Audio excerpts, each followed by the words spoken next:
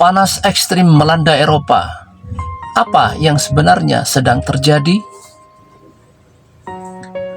Bayangkan sebuah benua yang selama berabad-abad dikenal dengan musim panas yang sejuk, jalan-jalan berbatu yang aman untuk berjalan kaki, dan pegunungan bersalju yang menjadi daya tarik wisata dunia. Namun, kini semua itu perlahan berubah. Di tengah suhu udara melonjak hingga di atas 40 derajat Celcius, aspal jalan mulai melunak, rel kereta api memuai, sungai-sungai besar menyusut drastis, hutan terbakar tanpa henti, bahkan aktivitas masyarakat harus dibatasi demi menghindari resiko kematian akibat gelombang panas. Ini kenyataan yang kini sedang dihadapi banyak negara di Eropa. Yang lebih mengejutkan lagi, para ilmuwan memperingatkan bahwa apa yang kita saksikan mungkin baru permulaan saja. Lalu, mengapa Eropa yang selama identik dengan udara sejuk kini berubah menjadi salah satu wilayah dengan kenaikan suhu tercepat di dunia? Apa yang sebenarnya sedang terjadi? Dan apakah benua lain termasuk Indonesia suatu hari nanti akan mengalami kondisi serupa? Mari kita telusuri bersama. Beberapa tahun terakhir, gelombang panas di Eropa datang lebih awal, berlangsung lebih lama, dan mencapai suhu yang belum pernah tercatat sebelumnya. Negara-negara seperti Spanyol, Italia, Prancis, Portugal, hingga Yunani berkali-kali mencatat rekor suhu tertinggi sepanjang sejarah pengamatan modern. Di berbagai kota, suhu pada siang hari mampu menembus angka 45 derajat Celcius. Bagi masyarakat yang terbiasa hidup dengan musim panas sekitar 25 hingga 30 derajat, perubahan ini terasa sangat ekstrim. Banyak rumah di Eropa bahkan tidak dilengkapi pendingin ruangan karena selama berpuluh-puluh tahun dianggap tidak diperlukan. Kini kondisi tersebut berubah drastis. Rumah-rumah menjadi sangat panas pada malam hari sehingga banyak warga kesulitan tidur. Rumah sakit menerima lonjakan pasien akibat dehidrasi, serangan panas, hingga gangguan pernafasan. Kelompok lansia menjadi yang paling rentan. Namun, panas ekstrim bukan hanya berdampak pada kesehatan manusia. Di berbagai wilayah, kebakaran hutan terjadi hampir tanpa henti.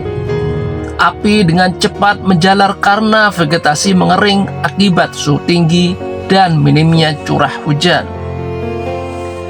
Petugas pemadam kebakaran harus bekerja siang dan malam untuk mencegah kobaran api meluas di kawasan permukiman.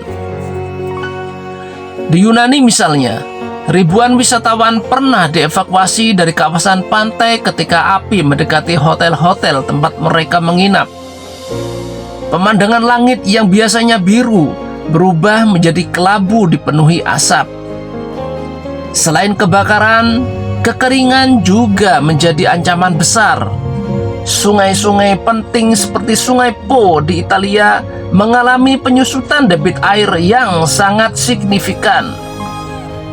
Kondisi ini mengganggu pasokan air untuk pertanian, industri, hingga pembangkit listrik tenaga air. Para petani menghadapi musim tanam yang semakin sulit. Tanaman mengering sebelum masa panen. Produksi gandum, jagung, dan berbagai hasil pertanian lainnya menurun drastis. Akibatnya, harga pangan ikut terdorong naik. Masalah tidak berhenti di situ. Ketika suhu udara terlalu tinggi, infrastruktur pun ikut terdampak. Rel kereta api dapat memuai, sehingga perjalanan harus diperlambat demi keselamatan. Jalan raya mengalami kerusakan akibat lapisan aspal yang melembek. Bandara juga menghadapi tantangan karena suhu tinggi mempengaruhi performa pesawat saat lepas landas. Fenomena yang dulu dianggap mustahil kini menjadi kenyataan. Lalu mengapa semua ini bisa terjadi? Para ilmuwan menjelaskan bahwa perubahan iklim menjadi faktor utama yang memperparah gelombang panas. Peningkatan konsentrasi gas rumah kaca membuat lebih banyak panas terperangkap di atmosfer bumi. Akibatnya, suhu rata-rata dunia terus meningkat dari tahun ke tahun. Namun Eropa ternyata memanas hampir 2 kali lebih cepat dibandingkan rata-rata global. Kondisi geografis, perubahan pola atmosfer, hingga berkurangnya lapisan salju di kawasan pegunungan membuat proses pemanasan berlangsung semakin cepat. Semakin sedikit salju, semakin sedikit cahaya matahari yang dipantulkan kembali ke angkasa. Sebaliknya, permukaan tanah menyerap lebih banyak panas. Siklus ini terus berulang sehingga suhu meningkat semakin cepat. Di sisi lain, muncul pula fenomena kubah panas atau heat dome. Fenomena ini terjadi ketika tekanan udara tinggi bertahan di suatu wilayah dalam waktu lama. Udara panas terperangkap seperti berada di bawah tutup raksasa. Akibatnya panas terus terakumulasi selama berhari-hari, bahkan berminggu-minggu tanpa adanya hujan yang cukup untuk menurunkan suhu. Ketika kondisi ini bertemu dengan kekeringan, dampaknya menjadi jauh lebih parah. Tanah yang kering tidak mampu mendinginkan udara melalui penguapan.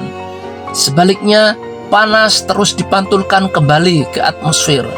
Hasilnya adalah suhu yang semakin tinggi setiap harinya. Yang membuat banyak ahli khawatir bukan hanya rekor suhu saat ini, melainkan kenyataan bahwa rekor tersebut hampir selalu terpecahkan lagi pada tahun-tahun berikutnya. Artinya, apa yang dulu dianggap luar biasa perlahan menjadi kondisi yang semakin sering terjadi. Beberapa kota di Eropa kini mulai menyesuaikan diri. Pemerintah membangun lebih banyak ruang hijau. Pohon-pohon ditanam untuk mengurangi suhu perkotaan. Atap bangunan dicat dengan warna terang agar lebih banyak memantulkan panas. Sistem peringatan dini juga dikembangkan agar masyarakat segera mendapat informasi ketika gelombang panas datang. Rumah sakit meningkatkan kesiapsiagaan. Jam kerja luar di ruangan diubah. Sekolah dan berbagai fasilitas umum menyesuaikan aktivitasnya ketika suhu mencapai tingkat yang berbahaya. Namun semua upaya tersebut hanyalah bentuk adaptasi. Tantangan yang lebih besar adalah bagaimana memperlambat laju perubahan iklim itu sendiri. Para ilmuwan menegaskan bahwa pengurangan emisi gas rumah kaca menjadi salah satu langkah penting agar kenaikan suhu global tidak semakin terkendali. Karena jika suhu bumi terus meningkat, gelombang panas yang hari ini terasa luar biasa bisa menjadi kondisi yang biasa terjadi beberapa dekade mendatang. Lalu bagaimana dengan Indonesia? Meski memiliki iklim tropis yang berbeda, Indonesia juga tidak sepenuhnya aman dari dampak perubahan iklim. Cuaca yang semakin ekstrim, musim kemarau yang lebih panjang di beberapa wilayah, curah hujan yang tidak menentu, hingga meningkatnya risiko kebakaran hutan menjadi tantangan yang harus dihadapi. Artinya apa yang sedang dialami Eropa bukanlah persoalan satu benua semata, melainkan peringatan bagi seluruh dunia. Bumi sedang menunjukkan perubahan yang semakin nyata. Pertanyaannya bukan lagi apakah perubahan itu sedang terjadi, Tetapi seberapa siap kita menghadapinya? Gelombang panas yang kini melanda Eropa mungkin hanya satu bagian dari cerita yang jauh lebih besar tentang masa depan planet bumi ini. Dan masa depan tersebut akan sangat bergantung pada keputusan yang diambil manusia mulai hari ini. Bagaimana menurut Anda? Apakah panas ekstrim yang kini melanda Eropa merupakan peringatan bahwa perubahan iklim sudah memasuki fase yang semakin serius? Tuliskan pendapat Anda di kolom komentar. Dan jika Anda menyukai pembahasan mendalam seperti ini, jangan lupa tekan tombol suka. Bagikan video ini kepada teman-teman Anda dan ikuti kanal kami agar tidak ketinggalan informasi menarik lainnya. Sampai jumpa pada pembahasan berikutnya.